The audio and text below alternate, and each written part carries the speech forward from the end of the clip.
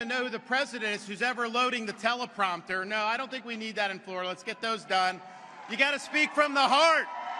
It's not about reading off a teleprompter.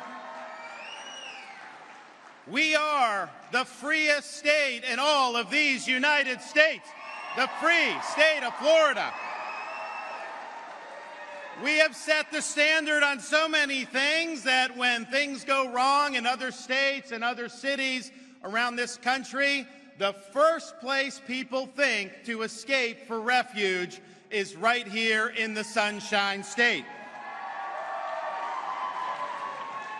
And that's because we've led and we've delivered results. And we just seen, even within the last month, when Hamas executed a brutal attack on our friends in Israel, I knew instinctively that this would impact the state of Florida. We just have too much relationships. We have Israeli Americans. We have people go over with their church groups. I knew that there was going to be implications for this state. Well, a couple days go by, come to find out, Biden had abandoned these American citizens who were trying to escape the war zone.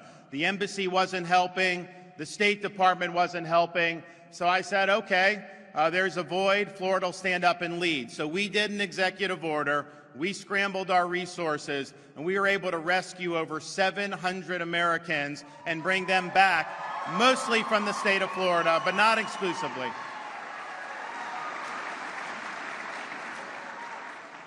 I think what people have seen, because if you and my wife, look, we have the greatest first lady in all 50 states. That I know for sure. But you think of what's happened, and I don't think that there's a parallel anywhere in the modern history of the Republican Party than what's happened in the state of Florida over these last 5 years. Casey pointed out, 2018, people said this was going to be a blue state. You had almost 300,000 more registered Democrats than Republicans, and people were saying that Florida was going to be lost. Well, we did something about that. We obviously got in. We had decisions to make. We led very boldly, didn't trim our sails. We leaned in on issues. We were aggressive. We were able to deliver results. And by the time that we stood for re-election in November of 2022, we weren't 300,000 registrations behind the Democrats. We were 300,000 registrations above the Democrats, which had never happened in the history of the state of Florida.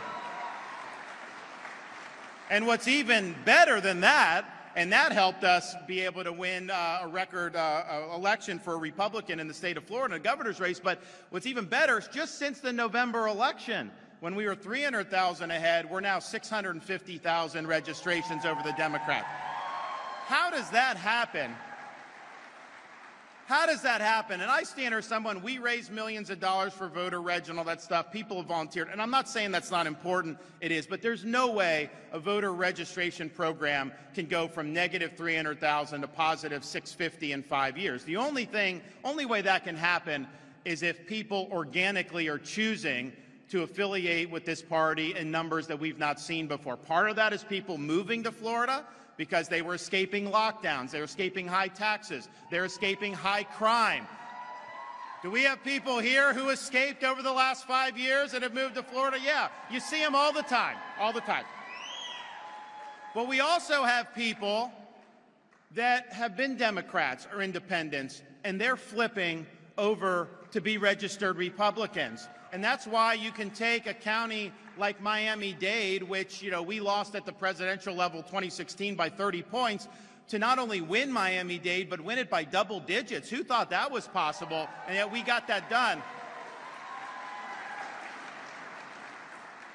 And the reason why that's happening is because people associate what we do here as Republicans in Florida with success, with freedom, with leadership. And this is something that they want to be a part of. And that is not happening in most other states throughout this country.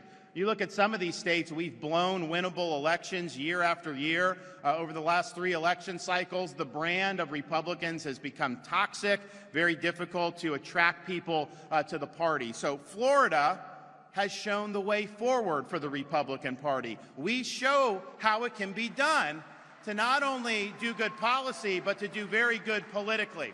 So what is our model? How have we been able to do this? And I think it's very simple. In Florida, we fight for you. In Florida, we win for us. And in Florida, we lead this state to a better future. That's what we've pledged, and that's what we've delivered.